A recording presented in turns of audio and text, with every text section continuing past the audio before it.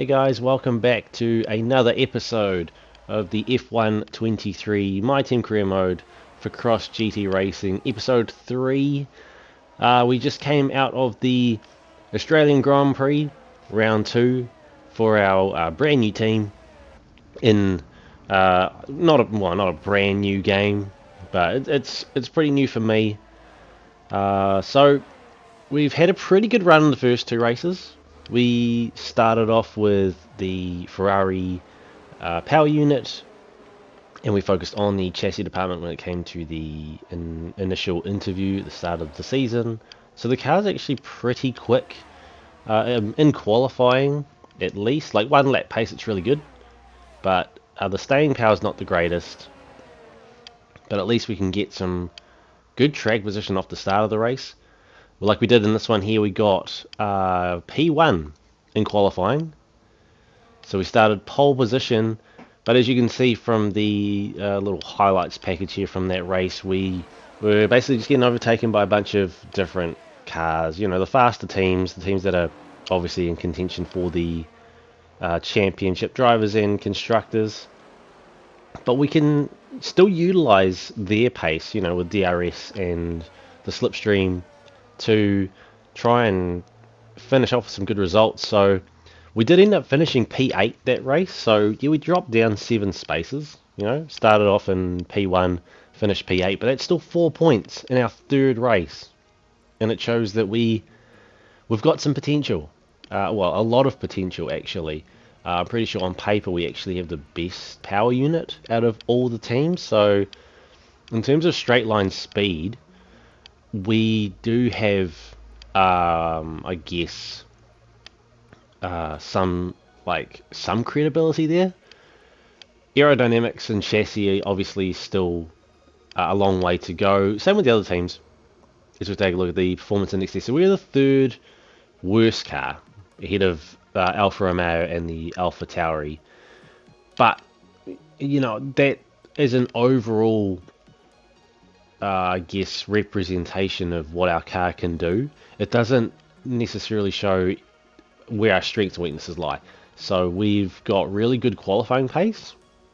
We just can't maintain that over the course of a full race, but we can use that qualifying pace to get us in a good position and get us some points at the end of these races. At least I feel it's what we can do. So into the facility, as you saw, we were setting up the daily activities. We've also started doing some more development for parts. Marketing department event here. Just picking a rival for this first part of the, first part of the season. We're going to go Alexander Albon. I don't know why I said Alexander. Alexander Albon. We also have a sponsor that we can put onto the car. We managed to get up to a claim level, or a claim rank 5, or team claim rank 5. So we now have ourselves a sponsor, which will bring in some more money, which means we can start upgrading some more of these facilities. But we still have a lot to go. A lot of parts coming through. It looks like we did have I think it was an engine part failure before, and now we've got ourselves an event for the, I can't remember what that one was called. Whatever that department was, personnel department, that's the one. Focusing on pace, I really want my teammate to, I really want Fittipaldi to focus on speed. Not so much the awareness and trying to have better racecraft. I just want him to be fast. The faster he goes and the further up the back marker order he finishes, the more acclaim he will get for the team. And that's the idea, is trying to build that acclaim up as much as possible so that we can get more sponsors onto into the team earlier. So we've got another chassis department. So there's a lot happening this time around. There's a big gap between the Australian Grand Prix and the Miami Grand Prix, and that's massive. 50% discount on cable assembly, which is huge. So we'll take that. Got a bunch of upgrades coming on. We've got an aero upgrade. I think it was front flaps. We've got a roll dampers one for the chassis. There was an engine one there as well. Supplier's given us another engine upgrade for durability. So it's all coming on now. And we've got plenty of resource points coming through from Friday practice and a whole lot more discounts. That cable assembly is now up to 75%. We could keep going with that until it's free, and I don't have to worry about spending any development points. So tons of stuff coming through. Whole bunch of acclaim. Acclaim rank 6. So things are really looking good for us in this first part of the season. A lot of development going on. A lot of good stuff happening for the team. Off to qualifying for the Miami Grand Prix. So now this is the first time that I've raced this track. I didn't play F122, so I haven't had any experience with this track before doing this, other than doing the time trial to determine the difficulty I should run for the race, which is how I do all of my difficulty gauging, I guess. I do a bunch of laps in time trial, get a good average lap time, and then I use one of the calculators online to figure out what my difficulty should be for the race. But Q1, our first lap, looking okay, a little bit offline, off the racing line for parts of the lap, but again, this is new to me, so I'm still learning, you know, where my braking points are, where I need to turn in, where I need to hit the apexes, all that sort of stuff. First initial lap gets us in P6. We drop down to P10 later on, but again, we've only run one lap at this point. Finish off qualifying 1, George Russell sitting at the top, and we get eliminated in Q1 by 300ths of a second, thanks to Nico Hulkenberg. So P17 for us, Fittipaldi down in P21. Hopefully we can claw back some places on race day. But we'll just have to wait and see. We do have some pace. We got some good pace compared to the back markers, so hopefully we can claw our way up the order a little bit. Points probably not on the cards today, starting so far back, but you never know. Strategy could play a big role. There could be safety cars, all sorts of stuff.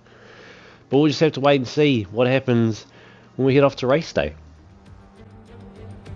We're here in the coastal shores of Florida for the Miami Grand Prix, which has become the 11th Formula One track held in the United States. The grandstands are packed for what we hope is going to be another fantastic race, with great opportunities for wheel-to-wheel battles featuring 19 corners, 3.36 miles long, and expected average speeds of 138 miles an hour. The Miami International Autodrome will be sure to create lots of chances to overtake. Before we begin, let's take a quick look at the grid lineup for today's race. Max Verstappen put in a fantastic lap yesterday, and he'll start from pole position. And Lewis Hamilton completes the front row. Looking down the rest of the grid, we have Perez, Russell, Norris, Sainz, Fernando Alonso, Gasly, Oscar Piastri, Ocon, Leclerc, Bottas, Hulkenberg, Albon, Stroll, Tsunoda, the captain, Magnussen, Joe, Sargent, Fittipaldi, and Nick de Vries. With preparations almost complete, let's head down to the track. Okay, we've got that relief of having points on the board finally, so let's keep that form up and get another top 10 finish today, please. Well, I don't think a top 10 finish is going to be on the cards today, but we can still get ourselves some more acclaim, which is the ultimate goal for this season, is to try and get that team acclaim up and get sponsors on the car and into the team as quickly as possible. As we are off and away, was talking through the red lights there, but we're off and away. Really good start for us. Again, like I think I said in the last video, the start is the start's been really good. You know, like in F121, I was usually pretty slow off the mark. I didn't have the reaction time. The car just wouldn't grip to the road enough. Now, as we go a bit wide there, and we have some contact with, it looks like, I think that might be Hulkenberg, possibly. Oh no, he was further up. This would be Kevin Magnussen here, I think, maybe. well, one of the Haas drivers, and he is all over us because we are just all over the road. But yeah, as I was saying, the starts have been really good in this game. You know, this is the third race, and we've had 3 really good launches and gained a bunch of positions. We're up in P12, so we've gained 5 spots. Another little bit of contact there. I think I do believe this is Hulkenberg because he was P13 when we started. So I would say this is him, as we're really struggling to stick to any kind of traditional racing line. And Hulkenberg is doing a really good job of just pushing us around. So it could be a pretty tough race for us. We do go fastest through sector 3 there at the end of the second lap. So, you know, we've got some pace there down that last straight. And well, I think it's really through that second to last corner where we can put the pedal down and get a good exit out of that corner, and that helps us gain some of that time that we would lose through that extended straight. Acceleration in the car is pretty good, but it's just that I guess our top speed, our maximum power is not quite there, and so over prolonged straights the other faster cars can pull away from us relatively easily.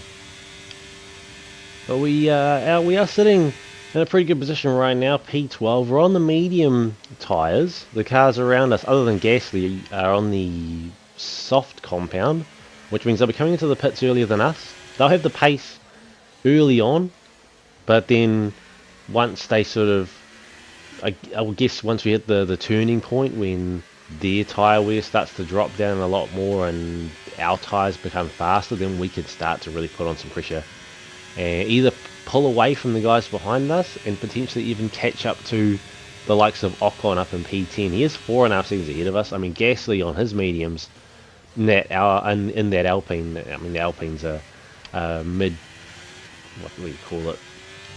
A midfield car.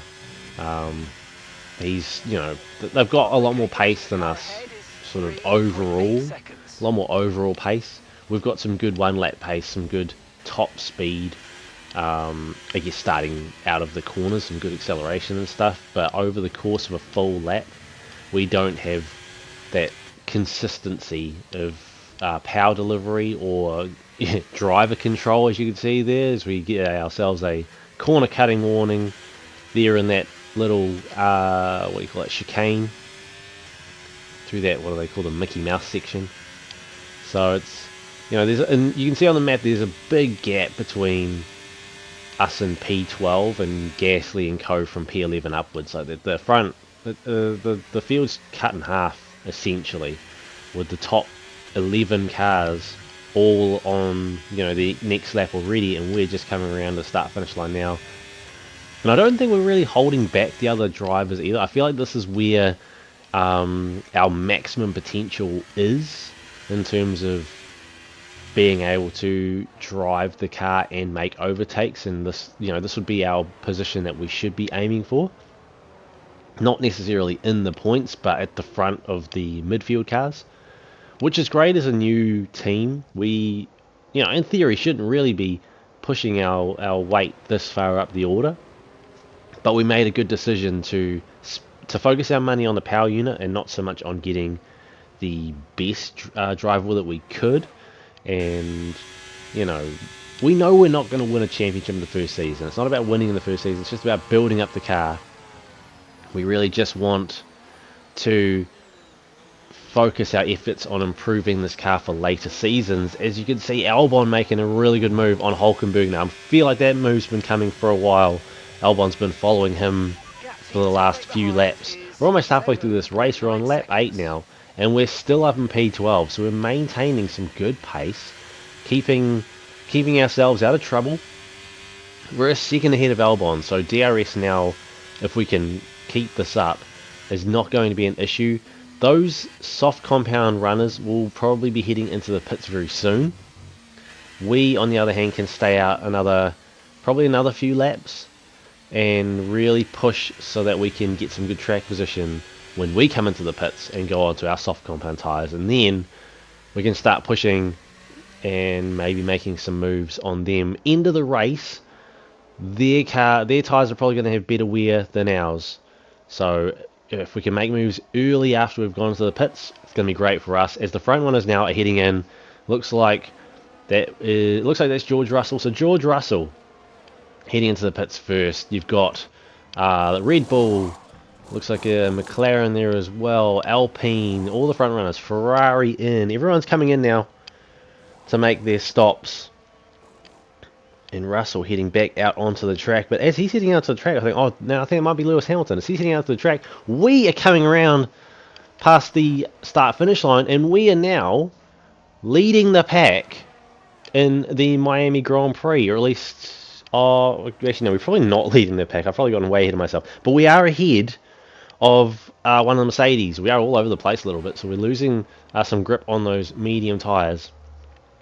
But this is huge because if we can, I was about to say, if we can keep him behind us, we could slow down the front runners, really hinder their race, and then when we go into the pits, we, won't be so far back, and we could have a really good shot at getting some points. We've managed to pull back up in front, but we just don't go at the apex. But he's got no room there to get past us. I still don't know if that's Hamilton or Russell. It looks like it's potentially Russell, because I'm pretty sure it was whoever was leading the race coming in. But we're managing to hold our own here. It is Hamilton. It's Hamilton that we're in front of, so that's huge. He's on fresh medium, so they're going to be cold, but he is in a Mercedes, so he's going to have the pace, and he's closing that gap on us, and he's going to go right past us. But he's braking early. We're trying to brake late. Oh, a little bit of contact there with the wall. Luckily, it's just wheel contact, not front wing or anything like that, so no body damage.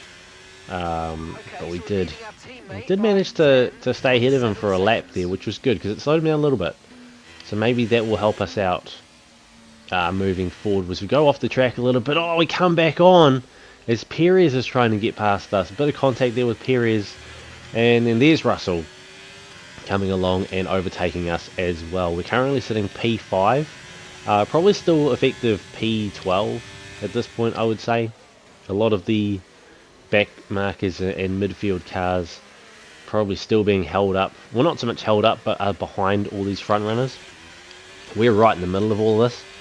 Interestingly, Verstappen's gone on to hards. Everyone else has gone to mediums. I think Verstappen is looking to maybe use the DRS and maybe even his ERS to keep pace with these guys on the mediums. And then getting closer to the end of the race, he will probably have the better grip and the better tyre wear. So as the midfield driver starts slowing down, he'll be able to maintain some decent pace, and maybe there'll be a crossover point in those last couple of laps where he'll actually be faster than them. So maybe some good strategy there from Red Bull. We'll have to wait and see. But as for now, Hamilton is leading this race, and he's got himself a nice almost 2-second gap over Perez. We're sitting in P3. Perez has got the fastest lap. We're now P4, now P5, P6, P7. We've dropped 4 places there in that one corner. We went a bit wide. Tyres definitely wearing out a lot now. I don't have as much grip on the track, so it's really a bit of contact there with the Ferrari of Sainz there as we get back in front. So we've got some speed there. We can use the DRS and ERS and stuff to try and keep up with these guys. But it's all about the consistency of apexes and racing lines and all that sort of stuff. It's making it really hard for me to actually sort of maintain my track position with these guys. We're going to head into the pits. I've had enough of these tyres, and it's just causing more problems than not. As we take a look at one of the Haas cars here. I think this is Kevin Magnussen. Now I'm not sure what's happened there, but something's happened there to his car. There's no smoke or anything, so I don't think it's an engine failure. Maybe it's a gearbox issue, some sort of fault there. He's had to stop, and some of our team there have just frozen in time, and they're I'm not really sure what happened there, but we got the pit stop done. Yeah, just some little time space magic there happening with our team. Didn't make the pit stop any faster, but didn't make it any slower either. So there's a nice little glitch for the video today. But we come back out P19. Don't know if the rest of the drivers around us have done their stop yet, because there's a mix. I mean, Fittipaldi's on the softs. I think he has to have already done his pit. There's no way he's on softs in lap 14. And he's 11 seconds behind us. The De Vries behind him, which is surprising. I figured Fittipaldi being the rookie this season. Well, I mean, I guess De Vries is also a rookie in this game as well. I figured Fittipaldi would probably be in last, but he's not. He's staying ahead of De Vries. We managed to get past Sargent there, but we went too deep into the corner, and he's just come straight back around the inside, done the over-under on us there. But we've got some pace here. He's on mediums. He would have stopped a little bit earlier than us, because I'm assuming he was on softs. So we've got the tyre compound advantage here. We have the power advantage by having the our Ferrari power unit, and we made relatively quick work of him there.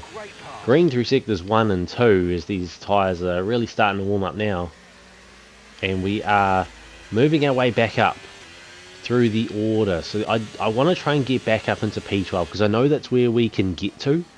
We spent, the first 12, 13 laps of this race after we managed to fight our way back up, up into P12 off the start, and we stayed there.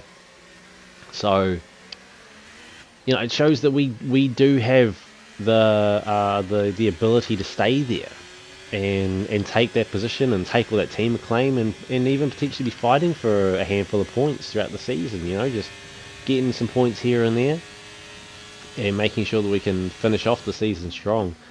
Obviously early days, I'm talking about the end of the season and championship positions and stuff, while we're doing race 3 here. But, I've got a really good feeling about how the season could potentially go at this point with our, current setup. But we've got to try and get through this pack here and get past Zhou if we really want to make all this talk actually happen. And we made a quick move around the inside of Zhou there. We're side by side through that weaving section there. We finally managed to get in front of him. We've got Magnussen and Bottas ahead of us. So Bottas has also moved up a space because he was initially just ahead of Zhou. So the Alfa Romeo driver making some moves, trying to move up the order as well. We've got DRS, but we're not really gaining on Magnussen. Bottas towing him along. But we, hopefully, as we get close to the end of the race, we'll be able to make some moves on these guys. Lap 16, we've got a few laps left. Four and a bit laps.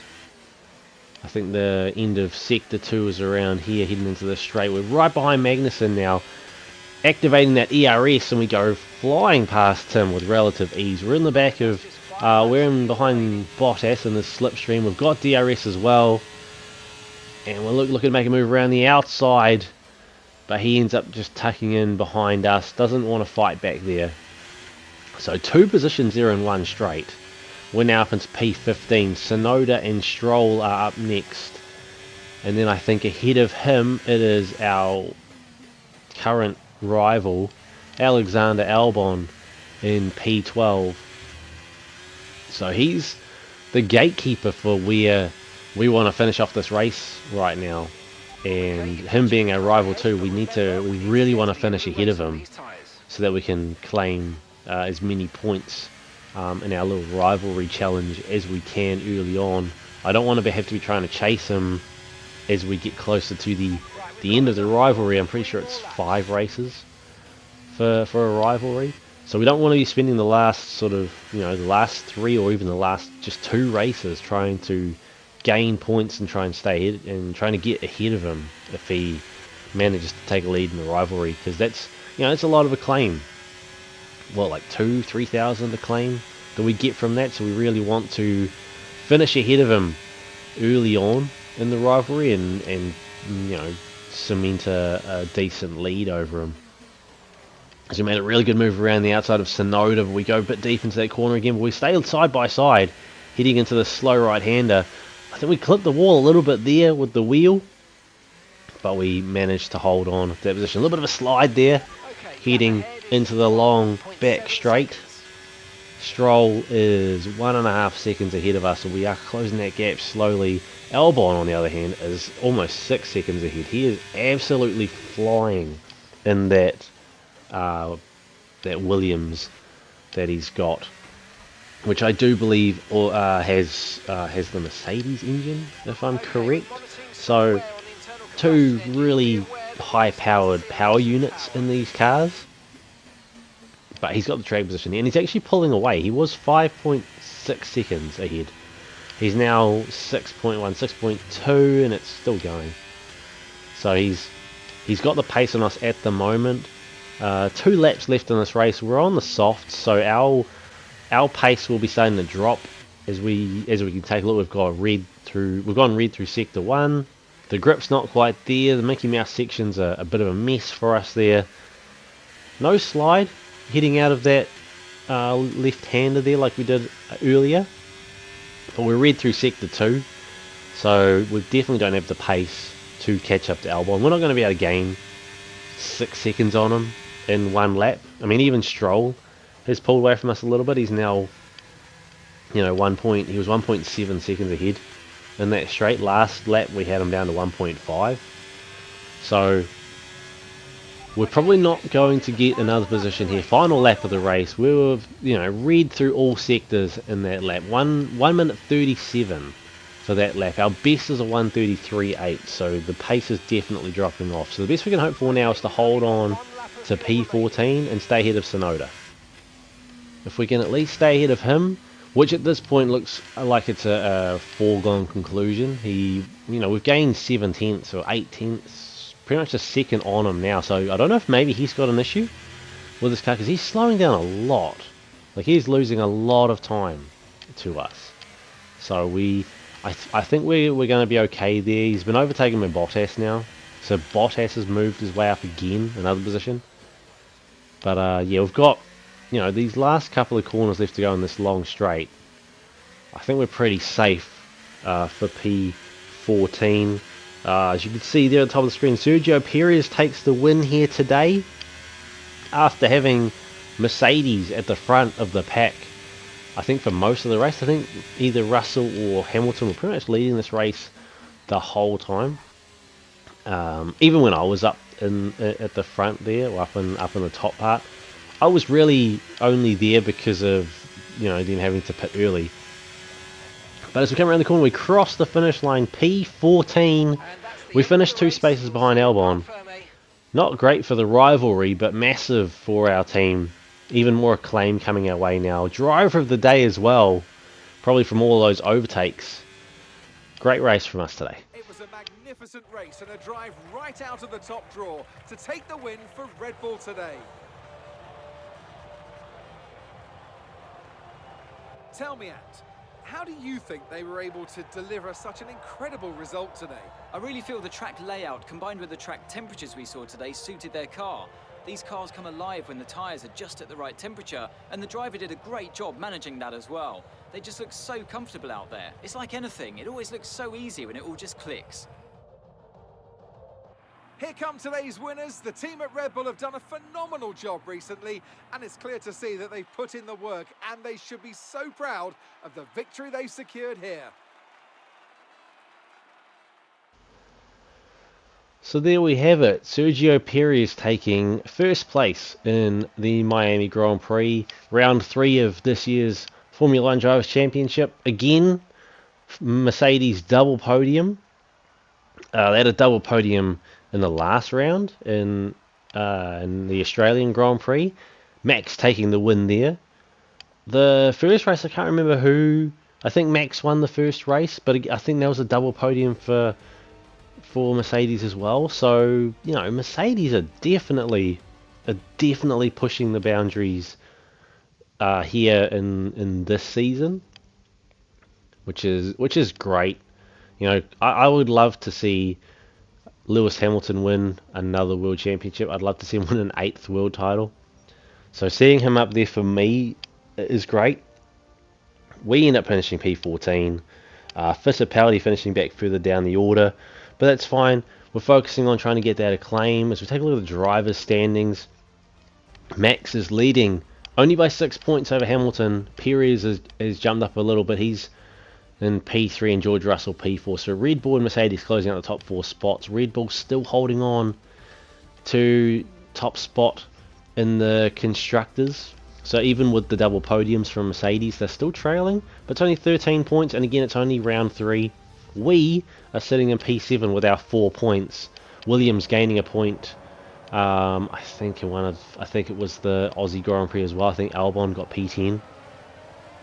But you know, things are looking good for us at this early stage of the season. 3 races down. We've got a few points on the board from last race. We've got a P14 this race. You know, if we can keep this up, we might be able to get another sponsor onto the team, you know, fairly quickly and get even more money coming in, and then we can just fast track the facility development. We can look at driver perks, getting the, you know, all the like the engine wear down and the better interview answers and stuff, which will help get us some more acclaim and more bonuses and things. You know, obviously building up the facilities to get the better development prospects, the better parts. So yeah, early on, things are looking good. I'm really happy with the car right now. You know, like in the last game in F1 21, the first season was really tough. The car just wasn't there. Like, it really was a back marker, but we've managed. I think we've cracked it this time around. Got ourselves a really good midfield car. We shouldn't be a midfield car, but we are, because we played our cards right at the start. But that brings us to the end of the Miami Grand Prix. First time racing here for me, so interesting experience. But yeah, P14, bunch of acclaim. It's all pretty good to me. If you enjoyed this video, please do leave a like. Let me know in the comments what you thought. If you're not already subscribed to the channel, please do subscribe. And I look forward to seeing you guys in the next one. Thanks for watching.